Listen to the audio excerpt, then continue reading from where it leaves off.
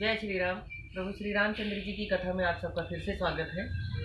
इसके साथ है आगे, सती मरण सुन शंभुगन लगे करण मखीस, यज्ञ विध्वंस बिलोक भृग रक्षा कीन मुनीश। सती का मरना सुनकर शिव जी के गण यज्ञ विध्वंस करने लगे। ऐसा देखकर मुनीश्वर भृगु जी ने की रक्षा की। आगे है, समाचार सब शंकर पाए, वीरभद्र कर को भी पठाए, यज्ञ विध्वंस जाय तिन कीना, सकल सुरन विधिवत फल दीना।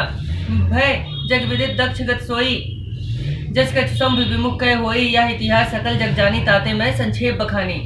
जब शिव जी ने यह समाचार पाया कि माता सती ने अपना शरीर यज्ञ में विध्वंस कर दिया है, तो क्रोधित होकर वीरभद्र को भेजा। वीरभद्र उनके ही गण थे शिव जी के। वीरभद्र ने जाकर यज्ञ विध्वंस कर दिया। तब भृगु जी नहीं बचा पाए, क्योंकि भृगु जी भी चले गए थे। सब देवताओं को यथा योग्य दंड दिया। दक्ष की जगत प्रसिद्धि वही गति हुई जैसी शिव जी के निंदकों की होती है। यह इतिहास सारा संसार जानता है, अतः मैंने संक्षेप से कहा। ऐसा तुलसीदास जी कहते हैं और याज्ञवल्क्य जी कहते हैं कि जैसा शिव जी के निंदकों का होता है, वैसा ही दक्ष के साथ हुआ। आगे है, सती मरत हरिशन बर मांगा, जन्म जन्म शिव पद अनुरागा, तय कारण हिमगिर गृह जाई, जन्मी पार्वती तनुपाई। जब ते उमा शैल गृह जाई, सकल सिद्धि संपत्ता छाई, जाता मुनिन स्वाश्रम कीने, उचित वास हिम भूधर दीने। सती के मरते समय भगवान हरि से यह वर मांगा।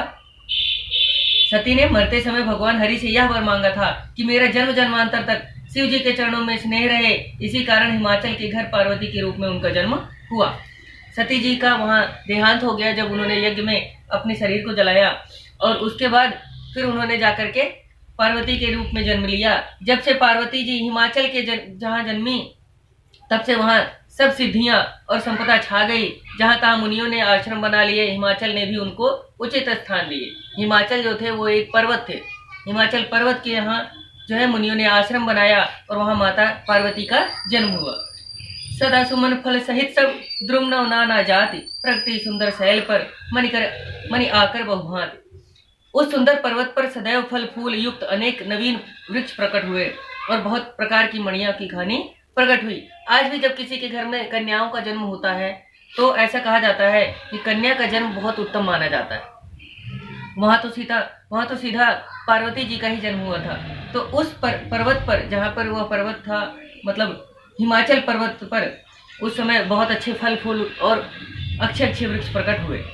इसके बाद है, सरिता सब पुनीत चल बहाई, खग मृग मधु सुखी सब रहाई, सहज बैर सब जीवन त्यागा, गिर पर सकल करही अनुरागा, सो शैल गिरजा गृह आए, जिम जनु राम भगत के पाए, नित नूतन मंगल गृह तासु, ब्रह्मादिक गावहि जसु जासु, नारद समाचार सब पाए, कौतुक कहीं गे सिधाए, शैल राज बड़ आदर कीना, पद पखारी बर आसन दीना, नारी सहित मुनिपद सिरुनावा, चरण सलिल सब भवन सिचावा, निज सौभाग्य बहुत गिरिच बरना, सुता बोल मेली मुनि चरणा।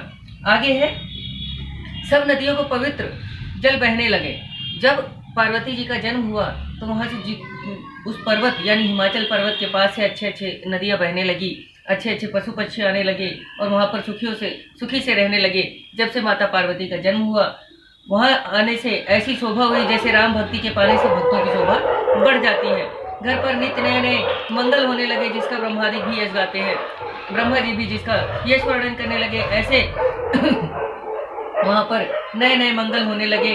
और नारद जी ने जब यह समाचार पाया कि वहां पार्वती जी का जन्म हुआ है, तो वह भी कौतुक से यानी खुश होकर के वहां पर आते हैं पर्वत जी के यहाँ, और पर्वत राज ने उनका बड़ा आदर किया, चरण धोकर सुंदर आसन पर बैठाया, स्त्री सहित मुनि के चरणों में सिर नवाया, और चरणोदक जब मुनि आए तो उनके पैर धो करके उन्होंने जो पानी रखा था उससे पूरे घर में सिंचवाया, क्योंकि मुनि तो सारे घर में जाएंगे नहीं। मुनि आए, मुनि बैठ गए, तो उन्होंने क्या किया, उनके जो पैर धो करके उनके चरणोदक से पूरे घर में सिंचवाया, क्योंकि नगर बहुत बड़ा होता था उस समय राजा का, तो उन्होंने पूरे घर में सिंचवाया, छिड़कवाया।